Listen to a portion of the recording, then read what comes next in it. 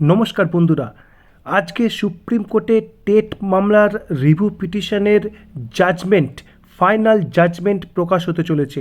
একেবারে ঠিক শুনছেন, দেখতেই পাচ্ছেন কজ লিস্টে 1501 স্থান পেয়ে গেছে এই যে রিভিউ পিটিশনস মামলা। দেখুন, এটি 29/5/2026 আজকের ডেটে লিস্টেড রয়েছে। দেখুন, এটি লাস্ট হিয়ারিং হয়েছিল 13ই মে, যেদিনকে কিন্তু স্ট্যাটাস শো করছে হার্ড অ্যান্ড অর্ডার রিজার্ভড, কিন্তু এই বিষয়টি রয়েছে। এবার আজকে কিভাবে কজ লিস্টে রয়েছে একটু দেখুন আপনারা। আজকে কজ লিস্টে দেখুন, কোর্ট নাম্বার 7, টাইম রয়েছে 10:30। যদিও কিন্তু আমরা এই মুহূর্ত পর্যন্ত তার কোনো আপডেট পাচ্ছি না।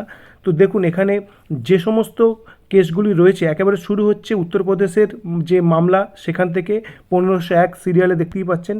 তারপরে কানেক্টেড যে মামলাগুলো রয়েছে একেবারে সমস্ত কিন্তু এখানে উল্লেখ রয়েছে।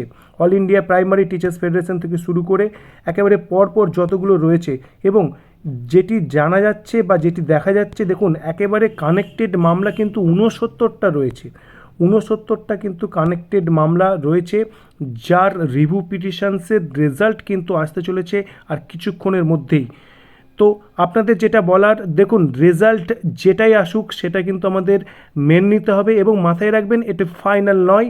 এরপরে যদি কোনো রকম কোনো ত্রুটি বিচ্যুতি থাকে, কোনো নেগেটিভ মনে হয় আপনার ক্ষেত্রে এই অর্ডার, তাহলে অবশ্যই কিন্তু তার যে পরবর্তী পদক্ষেপ সেটি কিন্তু রয়েছে। সুতরাং অপেক্ষা আমাদের করতে হবে, কিন্তু অবশ্যই কিন্তু পজিটিভ দৃষ্টিকোণ থেকেই অপেক্ষা করতে হবে। ধন্যবাদ।